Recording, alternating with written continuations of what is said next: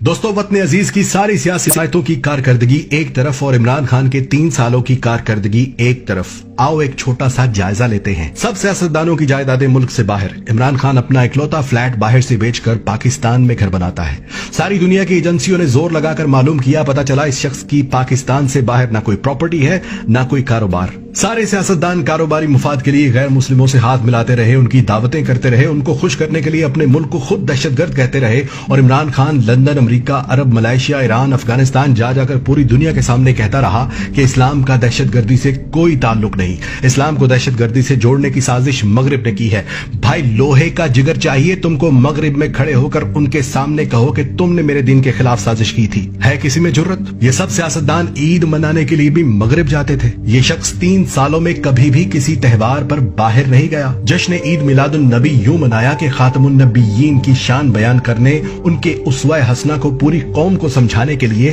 رحمت للعالمین اتھارٹی بنا دی، جس سے پہلی بار 12 ربیع الاول پر سرکاری طور پر نبی پاک صلی اللہ علیہ وآلہ وسلم کی ولادت پر اسمبلیوں میں چراغاں کیا گیا، درود شریف صلوات کی آوازیں گونج رہی تھیں۔ لاہور کو پیرس بنانے والوں نے سود پر ادھار پیسہ لے کر لاہور میں اورنج ٹرین میٹرو بس تو بنا دی، جس کا قرض ہم آئندہ 30 سالوں تک بھی اتارتے رہیں گے، مگر اسی اورنج ٹرین کے آس پاس دور دراز سے آئے لوگ فٹ پاتھ پر سوتے رہے۔ سخت سردی میں بے یار و مددگار بے گھر لوگ ٹھٹھرتے رہے، نہ کوئی سیاستدان آیا ان کے پاس، نہ کسی چیف جسٹس نے نوٹس لیا تھا۔ پھر اسی عمران خان نے وہاں پر پناہ گاہیں بنا دی، مفت کھانا بیت المال سے کھلا رہا ہے، ہزاروں لوگ مستفید ہو رہے ہیں، اور اب کم سے کم کوئی غریب، کوئی پردیسی سخت سردی میں فٹ پاتھ پر نہیں سوتا یا بھوکا نہیں رہتا۔ سیاستدان اپنا علاج لندن میں، امیر اپنا علاج پرائیویٹ اسپتالوں میں کرواتے تھے، اور غریب کو سرکاری اسپتال کے چکر لگانے کے لیے چھوڑ دیا گیا، جہاں کسی غریب کو معمولی آپریشن کی تاریخ بھی 3 مہینے کی دی جاتی تھی۔ 2 رستے ہوتے تھے غریب کے پاس، یا تو وہ کسی سے لاکھوں روپے ادھار لے، زیور بیچے، گھر بیچے اور پرائیویٹ اسپتال میں جائے،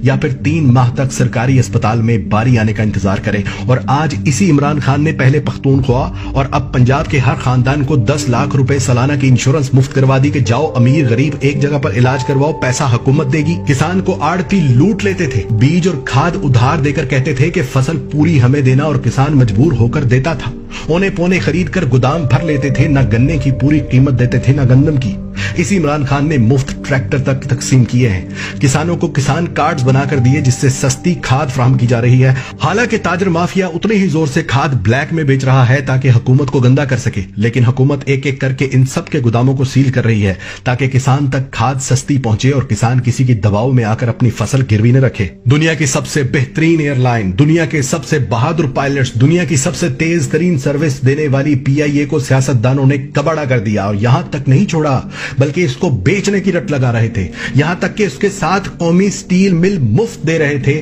PIA کی ملکیت امریکہ میں موجود روزویلٹ ہوٹل گروی رکھ چکے تھے، جس کی نیلامی کی تاریخ مقرر ہو چکی تھی۔ قومی ایئر لائن کی سروس کویت، عراق، یورپ، امریکہ سمیت متعدد ممالک میں بند کی جا چکی تھی کہ PIA آج بند ہوئی کہ کل۔ اور پھر اسی عمران خان نے PIA کو قرض کی دلدل سے نکالا، اس کے ہوٹل روز ویلٹ کا سارا قرض اتارا، کویت سمیت تمام ممالک کے لیے ایک ایک کر کے PIA کو پھر سے چلا دیا۔ اور سنو، اب پائلٹس کی ٹریننگ کے لیے خطے میں سب سے پہلے جس نے ڈیجیٹل مشینری خریدی ہے اس ملک کا نام پاکستان ہے۔ بینک غریب کو جوتے کی نوک پر رکھتے تھے، قرض چھوڑو بجلی کا بل جمع کروانے کے لیے بھی لمبی لائنوں میں لگتے تھے، قرض صرف امیروں کو ملتا تھا، اور اسی عمران خان کی بدولت وہ سارے بینک اس بات پر راضی ہو گئے کہ وہ اپنا گھر اسکیم میں غریبوں کو بلا سود قرض دیں گے۔ سیمسنگ جیسی انٹرنیشنل کمپنی کے موبائل فون اور ٹی وی پاکستان میں بن رہے، موٹر سائیکل اور الیکٹرک گاڑیاں پاکستان میں تاریخ میں پہلی بار بن رہی، سیاحت میں پاکستان کو نمبر 1 ڈیسٹینیشن پر لے آیا، اسکردو کا ایئرپورٹ چلا دیا جہاں روزانہ ہزاروں ملکی اور غیر ملکی سیاح آ جا رہے ہیں۔ پہلا وزیر اعظم جو 18ویں ترمیم کے باوجود سندھ والوں کو بھی ٹرانسپورٹ کی سہولت وفاقی بجٹ سے دے گیا، ہندوستان کی چھاتی پر پاؤں رکھ کر ڈیم بنا رہا،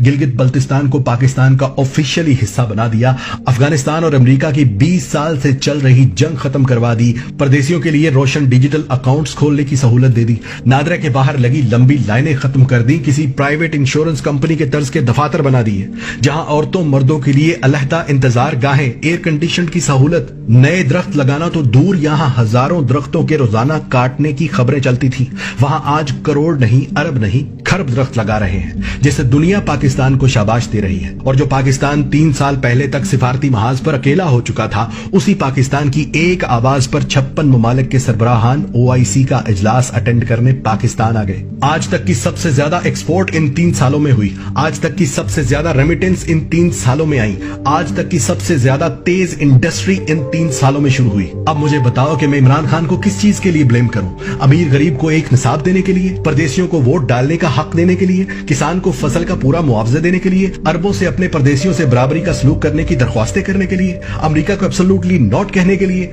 मोदी को साड़ियां और आम भेजने की बजाय रिटेलिएशन की धमकी देने के लिए, अक़वाम मुत्तहिदा में ला इलाहा इल्लल्लाह कहकर हम लड़ेंगे का नारा लगाने पर, गरीब अमीर का एक जैसा इलाज करवाने पर, जखीरा अंदाजों के खिलाफ तहरीक चलाने पर, एक्सपोर्ट बढ़ाने और इंपोर्ट को रोकने पर, पुलिस को अवाम दोस्त बनाने पर, सहाफियों को झूठ बोलने पर सजा देने पर, किस चीज पर मैं ब्लेम करूं उसे? भाइयों, कोरोना के बावजूद इस शख्स ने अल्लाह की मदद से 70 साल पाकिस्तान की तारीख के मुकाबले में वो काम किए हैं कि अल्लाह की कसम मुझे अब इस पर कोई शक नहीं कि इस शख्स के साथ अल्लाह की तरफ से खास रहमत है। वरना 56 ममालिक में वाहिद एटमी ताकत, सरहदों पर दुश्मनों से घिरा हुआ मुल्क पाकिस्तान इसराइल और अमेरिका को एब्सोल्युटली नॉट बोलकर जाता कहां? अगर किसी को मेरे बताए गए एक भी लफ्ज पर शक हो तो अपने सोर्सेज से चेक करना, एक एक लफ्ज सच निकलेगा, एक एक बात हकीकत निकलेगी। और आज पहली बार मैं पाकिस्तान के साथ साथ इमरान खान को भी जिंदाबाद कहता हूं।